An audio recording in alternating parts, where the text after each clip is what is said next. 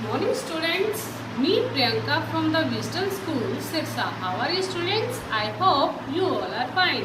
So class second देखिए जो मैंने आपको करवाए थे 1 से 6 पाठ जो हमारे बुक में रीडर की बुक है उसमें हमारे पाठ नंबर 1 जो कविता नंबर 1 है और बाकी पाठ है 1 से 5 पाठ है वो हमारे हो गए हैं। और स्टूडेंट्स आपने इसकी रिवीजन करनी है और आप इसे साथ साथ जैसे इसमें हमारी बुक में बुक वर्क दिया हुआ है सारा, जैसे अभ्यास के प्रश्न उत्तर है, भाषा ज्ञान है, हंसते खेलते, ये सारे आपने इसे रिवाइज करना है और मैं भी आपको इसकी रिवीजन दोबारा से करवाऊंगी।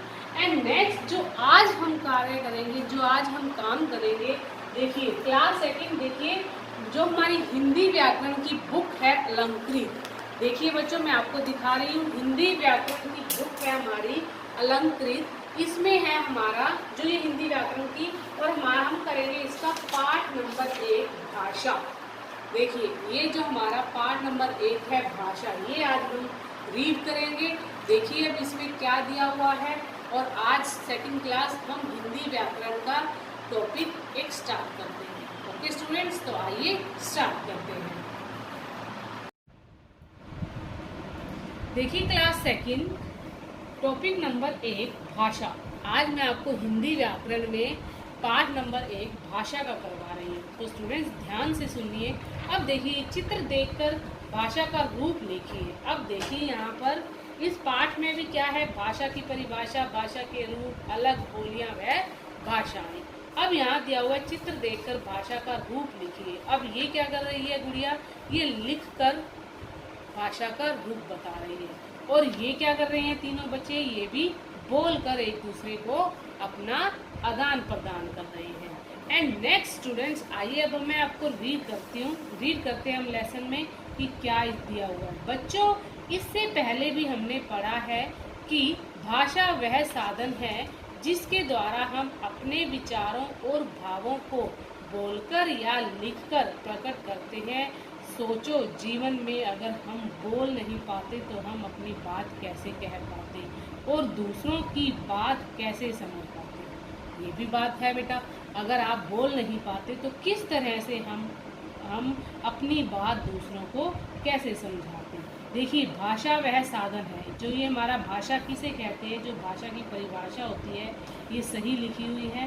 देखिए भाषा वह साधन है जिसके द्वारा हम अपने विचारों और भावों को बोलकर या लिखकर प्रकट करते हैं, उसे भाषा कहते हैं। अब देखिए बात कैसे समझ पाते हैं। देखिए अब इस चित्र को ध्यान से देखिए। देखिए बच्चों दादाजी ने गांव से पत्र लिखा। उन्होंने पत्र में लिखा था कि और दादी जी आ रहे हैं।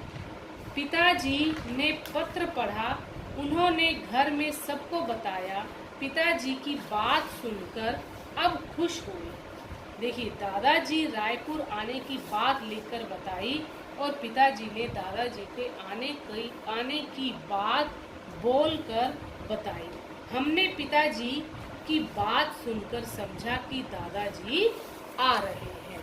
तो स्टूडेंट्स अब देखिए किस तरह से उन्होंने लिखकर फिर बोलकर एक दूसरे के सामने ये बात जो है अपनी प्रकट की है। अब देखिए नेक्स्ट,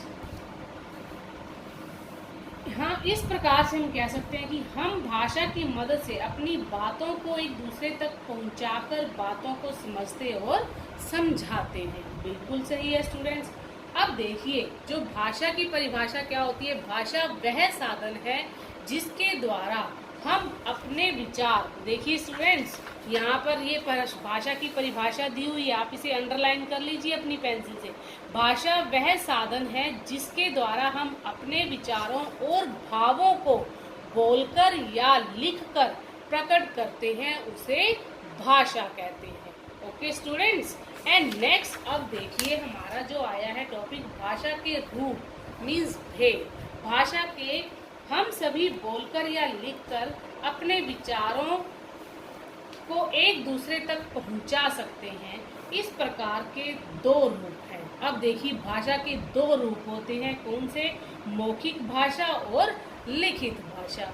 अब देखिए भाषा किसे कहते हैं, वो हमारा पीछे प्रश्न आया था कि भाषा वह साधन है जिसके द्वारा हम अपने विचारों को बोलकर, अपने विचारों और भावों को बोलकर या लिखकर प्रकट करते हैं, उसे भाषा कहते हैं। और भाषा के दो रूप होते हैं, कौन से होते हैं, मौखिक भाषा और लिखित भाषा। मौखिक भाषा किसे बोलते हैं, जो बोलकर बोला जाता है उसे मौखिक भाषा बोलते हैं। आप इस चित्र को ध्यान से देखिए। मान्या अपने दोस्त मुकुल से टेलीफोन पर बात कर रही है। आपने देखा कि ये लोग बोलकर अपनी बात एक दूसरे से कह रहे हैं, इसे भाषा का मौखिक रूप कहा जाता है। अब देखिए स्टूडेंट्स, कई बार आप क्या करते हैं, अगर आपको किसी चीज़ की ज़रूरत है तो आप अपने पापा के पास फ़ोन करते हैं कि पापा आप मेरे लिए ये चीज़ लेकर आना। तो आप बेटे अपने मन के जो भाव हैं आपने उसे बोलकर आपने प्रकट किया है। किसके सामने प्रकट किया, अपने पापा के सामने। तो इसी तरह ही स्टूडेंट्स, मान्या अपने दोस्त मुकुल से टेलीफोन पर बात कर रही है। आपने देखा कि ये लोग बोलकर अपनी बात एक दूसरे से कह रहे हैं, इसे भाषा का मौखिक रूप कहा जाता है। मौखिक यानी मुख से निकला हुआ, जो हम मुंह से बोलते हैं उसे मौखिक रूप कहते हैं। अब देखिए नंबर 2, लिखित भाषा, जिसे लिख कर बोला जाता है, जिसे लिख कर लिखा जाता है उसे लिखित भाषा कहते हैं। अध्यापिका लिख रही है और बच्चे उसे पढ़कर समझ रहे हैं। अब देखिए कैसे ब्लैक बोर्ड पर, यहाँ पर श्याम पट पर जो अध्यापिका है वो लिख रही है और आप उसे पढ़कर समझ रहे हैं, इसे भाषा का लिखित रूप कहा जाता है। लिखित यानी लिखा हुआ, जो हम लिखते हैं हम उसे पढ़ते हैं और समझते हैं, वो एक लिखित रूप है। ओके स्टूडेंट्स, तो हम यहाँ पर भाषा के दो रूप और भाषा किसे कहते हैं, ये हम दो ही आपका टॉपिक करेंगे। भाषा किसे कहते हैं और भाषा के कितने रूप होते हैं। तो स्टूडेंट्स आज आपने इतना ही करना है। एंड नेक्स्ट इसमें देखिए एक मौखिक प्रश्न दिए हुए हैं, मौखिक तथा लिखित प्रश्न। इसमें जो लिखित प्रश्न मौखिक है, भाषा किसे कहते हैं, यहाँ आपने इसका आंसर राइट करना है कि भाषा वह साधन है जिसके द्वारा हम अपने विचारों और भावों को बोलकर या लिखकर प्रकट करते हैं, उसे भाषा कहते हैं। और भाषा के कितने रूप होते हैं,